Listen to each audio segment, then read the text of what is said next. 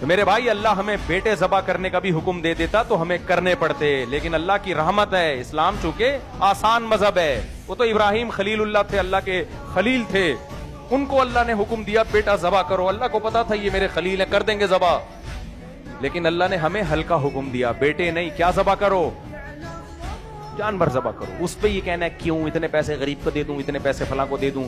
دو قسم کے لوگ قربانی کے خلاف ہیں، ایک جو ماڈرن اسکالر وہ کیوں کر کے نا ایکچولی کر کے خلاف ہیں، دوسرے جو اپنی پرسنالٹی کو بہت بڑا سمجھتے ہیں.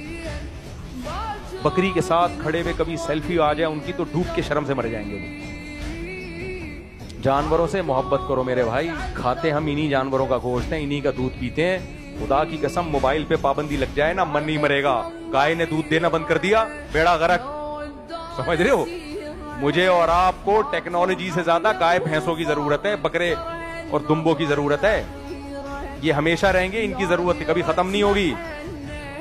آج بہت سے لوگ قربانی کہتے ہیں ایک حصہ وہاں لے لینا بس، ہمیں نہیں گوشت چاہیے. غلط ہے، یہ اللہ کے سامنے استغنا ہے.